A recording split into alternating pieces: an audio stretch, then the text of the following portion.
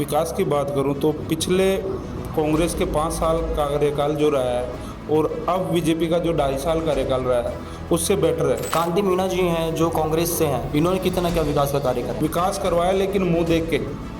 जो इनके आदमी थे, जो इनके वोटर थे, उन्हीं का काम करवाया। जो बीजेपी के वोटर थे ना, उनको बिल्कुल नकार दिया। डॉक्टरों की मनमानी हो रही थी पहले, अब थोड़ा बीजेपी के कार्यकाल में ठीक सुधरा है। यहाँ पर क्राइम वगैरह कितना क्या है? थाना गाजी अव्वल स्तर पे आ रहा है। पहले अपन बात करते थे भाई चंबल का डाकू है, ये है फलाना, सुनते थे न्यूज़ों में ही कि वहाँ पे ये हो गया यहाँ हो गया। आज सुनने को नहीं, प्रत्यक्ष में देखने को मिलता है थाना गाजी में। नमस्कार दोस्तों, मैं राहुल कुमार दलित पत्रकार से, और आज हम हैं थाना गाजी में विधानसभा में, जो कि विधानसभा है अलवर ज़िले की थाना गाजी। और यहाँ पर बीजेपी पार्षद जी बैठे हुए हैं और आज हम इनसे चर्चा करेंगे यहाँ के विकास के बारे में, यहाँ के वार्डों के बारे में और क्या समस्या है यहाँ की। तो आइए जानते हैं पार्षद जी से। साहब, आपका परिचय? मैं पार्षद कपिल मीणा, वार्ड नंबर 1, नगर पालिका थाना गाजी से। तो साहब, अगर मैं बात करूँ थाना गाजी विधानसभा की, यहाँ कितना क्या विकास हुआ है और आपके वार्ड में अभी 2.5 से 3 वर्षों के अंदर कितना क्या विकास कार्य? पत्रकार महोदय, मैं विकास की बात करूं तो पिछले कांग्रेस के 5 साल का कार्यकाल जो रहा है और अब बीजेपी का जो 2.5 साल कार्यकाल रहा है उससे बेटर है। जो अब 2.5 साल में जो बीजेपी कार्यकाल में जो काम हो रहा है वो पहले नहीं हुआ। जिसके आपके ये विधानसभा है, इधर ये कांति मीणा जी हैं जो कांग्रेस से हैं, इन्होंने कितना क्या विकास का कार्य करा है? बस अब विकास का कार्य तो इन्होंने पिछले 5 साल में विकास करवाया लेकिन मुंह देख के। जो इनके आदमी थे, जो इनके वोटर थे, उन्हीं का काम करवाया। जो बीजेपी के वोटर थे ना, उनको बिल्कुल नकार दिया। उनका जो इनके जो सपोर्टर थे उन्हीं का काम करवाया। जो मुंह देख के तिलक बोलते हैं, देसी कहावत है, मुंह देख के तिलक करो। और जो बीजेपी के इनसे पूर्व जो विधायक जी थे बढ़ाना जी, उनके समय में कितना क्या विकास कार्य हुआ है? उन्होंने देखो, उनके समय में उन्होंने बहुत काम किया, विकास भी किया। बीजेपी के टाइम में उन्होंने, जब वो मंत्री रहे, कैबिनेट मिनिस्टर रहे, उन्होंने कभी जात पात कोई भेदभाव नहीं किया और ना ही कभी ये कहा कि तू ऐसा है, तू ऐसा है। उन्होंने जो जिसका काम करना, उन्होंने उसको स्पष्ट कहा कि आप तेरा काम हो जाएगा। उन्होंने कभी ही गुमराह नहीं किया। उन्होंने काम बढ़िया कराया था विकास, पिछले जब वो कैबिनेट मिनिस्टर थे उस टाइम में। और वो अभी भी ना विधायक रहते हुए ना मिनिस्टर रहते हुए उन्होंने अभी भी काम करवाए हैं लोगों के, और आज भी उनके नाम से काम होते हैं। जो भी कर्मचारी वर्ग है, जो भी अधिकारी वर्ग है, उनके नाम लेते ही काम करते हैं आज भी। पत्र तो उनका निधन हुए कितना टाइम हो गया है? तकरीबन 5-6 महीने हो गए।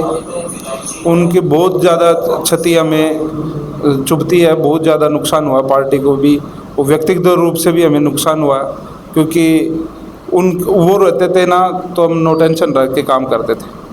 अब क्या है कि थाना गाजी में जैसे बोलते हैं ना, घर को रुखवाड़ा, वो रुखवाड़ा कोई नहीं है। अब देखते हैं किसको कौन क्या करता है, पार्टी भेजती है। अगर मैं बात करूं यहाँ पर सफाई और पानी की कितनी क्या कमी है, पानी की पूर्ति हो पा रही है? बस अब थाना गाजी नगर पालिका क्षेत्र की बात करूं ना, तो पानी की पिछले 5 साल में कोई काम हुआ, और अब थोड़ा बहुत हो रखा है। जो अपने जो अब नए ईओ लगे थे उनका भी रिसेंटली ट्रांसफ़र होगा, उन्होंने सफाई पे और पानी पे काम किया था। बाकी कोई पानी की किल्लत है बहुत ज़्यादा, कोई काम नहीं हुआ पानी पे और सफाई पे।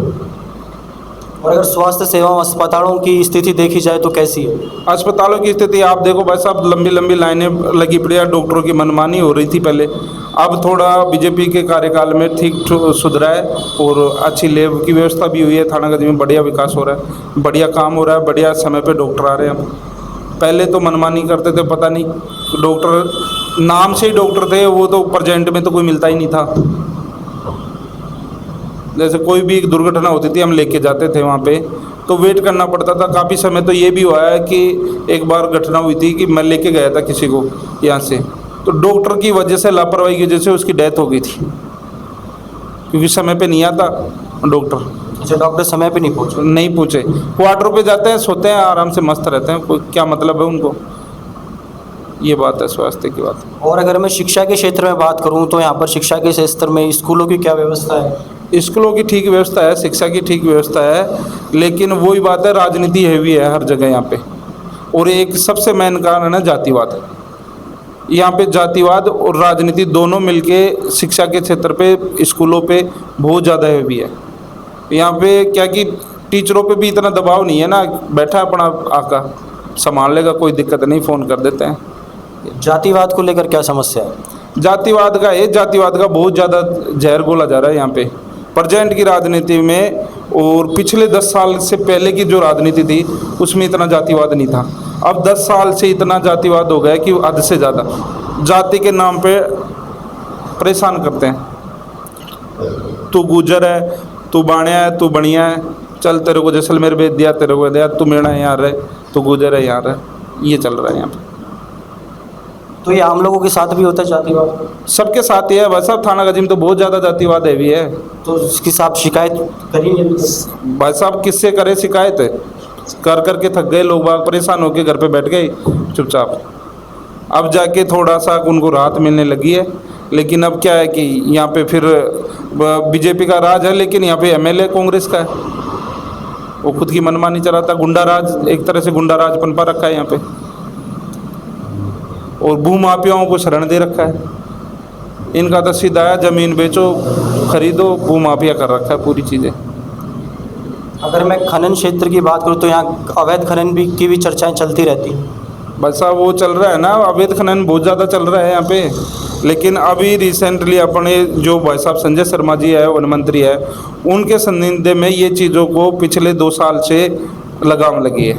2 साल से नहीं हो रहा, तो 2 साल पहले धड़ल्ले से चल रहे थे बहुत ज़्यादा अवैध खनन।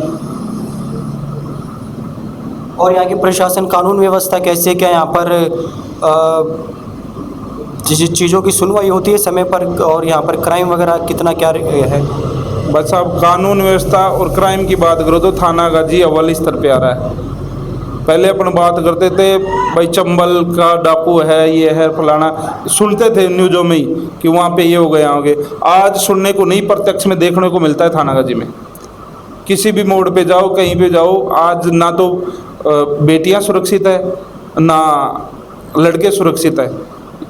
कहीं भी आम बात हो गई थानागाजी में घटना होना। ना तो कोई जनप्रतिनिधि सुरक्षित है, ना कोई अधिकारी कर्मचारी सुरक्षित है।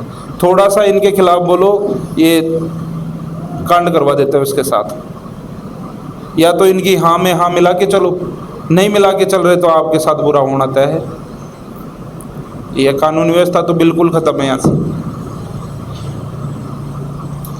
तो देखा जाए तो यहाँ पर कानून व्यवस्था आप बता रहे हैं बिल्कुल ख़राब है, तो इसकी शिकायत आप विधायक जी से या फिर जिला कलेक्टर से करेंगे? जिला कलेक्टर महोदय से बात है, मैं दूसरे क्या करूँ, मेरे ऊपर ही हुआ था हमला।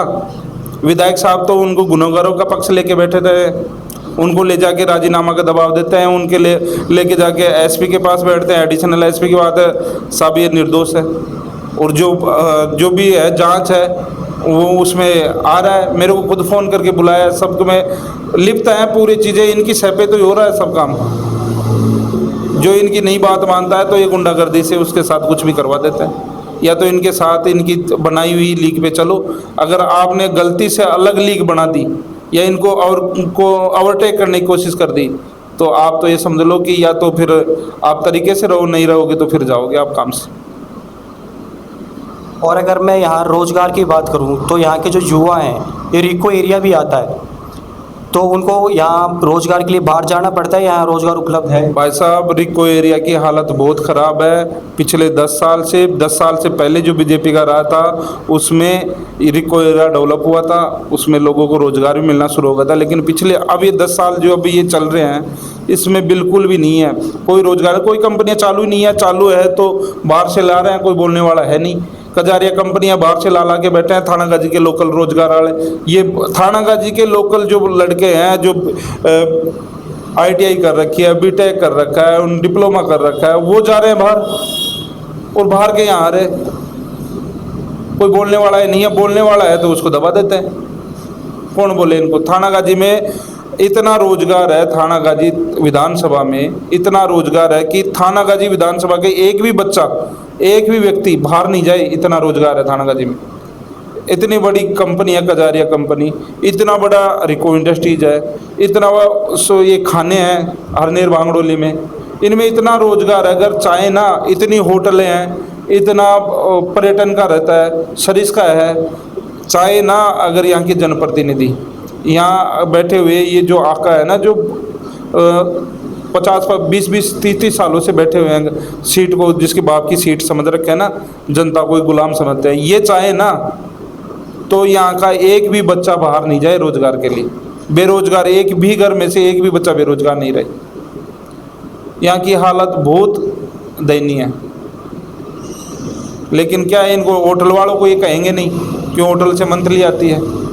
कजारिया से कहेंगे नहीं, कजारिया वाला इनको मंथली देता है घर पे बैठा के। रिको से कहता है, रिको इनके मिलने वाला के कंपनियां फैक्ट्रियां हैं, क्यों कहेंगे इनको, कोई कुछ नहीं कहता। ये मन मर्जी चलाते हैं, दिहाड़ी देते हैं, आना है तो आ, नहीं तो मता अठा पर। परमानेंट बाहर के बंदों को लगा रखा है। जब यहाँ के ज़मीन, यहाँ की जल ज़मीन यहाँ का यूज कर रहे हैं वो, तो रोज़गार का हक भी यहाँ का ही पड़ता है, यहाँ के लोगों का ही बनता है। पहला रोज़गार का हक यहाँ के लोगों का बनता है। लेकिन उन्होंने क्या कर रखा है, बाहर से। क्यों, यहाँ के लोग रोज़गार लगा दिलाओगे तो वो क्या है, बच्चों को पढ़ाएंगे, पैसा आएगा, परिवार पे ध्यान देंगे, शिक्षित होंगे। शिक्षित हो गए अगर, तो इनकी दुकानें बंद हो जाएंगी। इनको सबसे डर यह है कि इनकी कुर्सी चले जाएगी अगर इनको यहीं पे रोज़गार मिल गए तो। इस वजह से ये बोलते नहीं है। लोग बाग बाहर जा जा के बेचारे लड़के जो काम कर रहे हैं, जो इतनी क्वालिफिकेशन, इतने पढ़े लिखे हैं, वो ही बाहर जाके काम कर रहे हैं, और वही काम यहाँ पे है। इनको यहीं मिलना चाहिए ना काम। तो आप अपने वर्तमान विधायक जी जो कांग्रेस से हैं, कांति मीणा जी, इनको अगर मैं बात करूँ, आप 10 में से कितने नंबर देना चाहेंगे विकास कार्यों के ऊपर? साहब, जातिवाद के अगर ऊपर विकास का काम किया है इन्होंने, तो 10 में से 10 है जातिवाद के ऊपर। अगर एक्चुअली विकास इन्होंने क्या कि खुद के कार्यकर्ताओं के काम किए और किसी के कोई काम नहीं किया। मेरी नज़र में तो कुछ कोई विकास कार्य नहीं। जो भी काम है ना, मैंने मेरे वार्ड में करवाए काम, मैं लड़ के झगड़ के केस खा के फिर काम करो। तो मैं विकास कार्यों के ऊपर ही पूछ रहा हूँ, कितने देना चाहेंगे आप? मान लो ना, विकास कार्य के वो ये कहाँ हैं जो देने चाहेंगे। आज आप देख लो ना, नगर पालिका था, मैं ज़्यादा नहीं बात कर रहा, आज किसी भी वार्ड में बढ़ के देख लो, सफाई व्यवस्था कहीं हुई है? एक भी अगर वार्ड साफ सुथरा आपको मिल जाए तो पिछले ये 1 साल से थोड़ा बहुत काम हुआ था सफाई का। जो माननीय तरुण जी ईओ आए थे, उन्होंने बड़ी अच्छी तरह से, क्योंकि हम उनके पास बैठ के और उनसे सब बातें हमारे से पूछी, उन्होंने हमने बताया तो उन्होंने मानी और वो उन्होंने काम किया। सिर्फ सफाई पे ऊपर काम किया, नालों की सफाई करना। पूरे मार्केट से रिव्यू लो ना आप, मार्केट गवाह दे देगा कि नालों पे सफाई हुई है कि नहीं हुई है। ओवरफ्लो होकर दुकानों में बढ़ता है पानी, कहाँ विकास हुआ? फिर रोडों की कंडीशन ये है कि तू है, मेरा काम आदमी है, तो तेरा चल रोड बन जाएगा। ये काम हुआ है। मेरे वार्ड में चल के देखो, मेरे लगते हुए वार्ड नंबर 1 और 2 है, 2 नंबर वार्ड में देखो भाई साहब, आपको प्रूफ दे सकता हूँ, जिनका शिलान्यास हो गया, उद्घाटन कर दिया, और आज तक वो काम नहीं हुए। क्यों नहीं हुए? कहाँ है विकास? गिरेवल डाल दी, मुरम डाल दी, लोगों के मकान फोड़ दिए, लेकिन वहाँ पे रोड नहीं बनी। जब आपको रोड बनानी ही नहीं थी तो आपने उद्घाटन क्यों किया? उद्घाटन पट्टिका क्यों लगाई? अगर उद्घाटन पट्टिका लगा दी तो फिर उसको काम करना चाहिए था पूरा।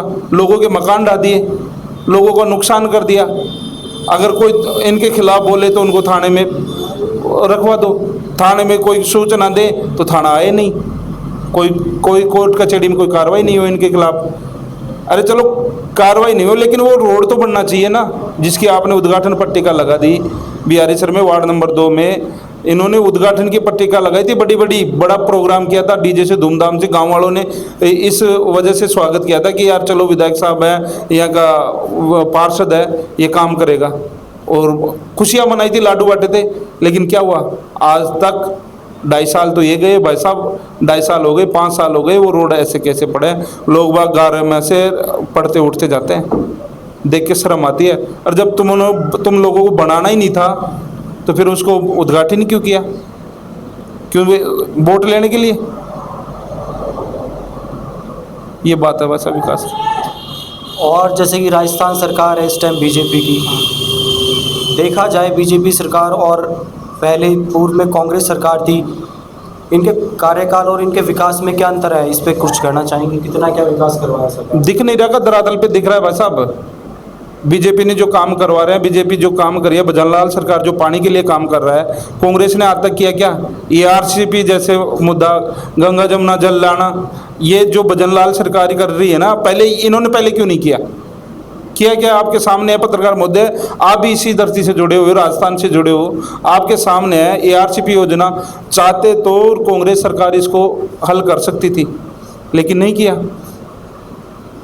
अब कर रही है ना भजनलाल सरकार। या यमुना जल समझौता जो 30 साल से दबा हुआ था, अब वो आना, शेखावटी से अब वो आना, पानी आएगा, अब उसमें समय तो लगेगा। देखो इन्होंने पहल तो की ना, हमने पहल तो की, इन्होंने तो पहल भी नहीं की। करौली में पांचना बांध का पांचना बांध का मुद्दा था, वहाँ से कांग्रेस विधायक थे, कांग्रेस की सरकार थी, उस टाइम उन्होंने क्यों नहीं किया? अब फिर बीजेपी की सरकार आते ही उन्होंने धरना प्रदर्शन चालू कर दिया, दोनों समाजों को आपस में लड़ा दिया। क्या मतलब? समाजों को लड़ाने से क्या मिल रहा है? क्योंकि उनको वोट बैंक खतरे में है, उनकी सब नीतियां जान गए। अब बाबा मानने से अपने किरोड़ी बाबा जी है, बाबा है, उन्होंने जाके और गुर्जर समाज ने दोनों ने मिलके समझदारी दिखाई और उसको चालू करवा लिया। ये काम पहले भी हो सकता था ना। तो कांग्रेस सरकार की नाकामी ही रही है। जैसे कि आरएलपी नेता हनुमान बेनीवाल जी हैं, वो भी गलत टिप्पणियां करते हैं मुख्यमंत्री जी के, पर उनके बारे में क्या कहना है? अब सब वो तो सीनियर नेता है, उनके बारे में कुछ नहीं कह सकते। वो तो आप भी जानते हो उनकी कार्यशैली कैसे, आक्रामक रुख रहता है उनका, तो उनके बारे में कोई टिप्पणी नहीं करता। डॉक्टर साहब ये आरोप लगाते हैं कि ये जो चुनाव है, ना होने का कारण ये सरकार ही है।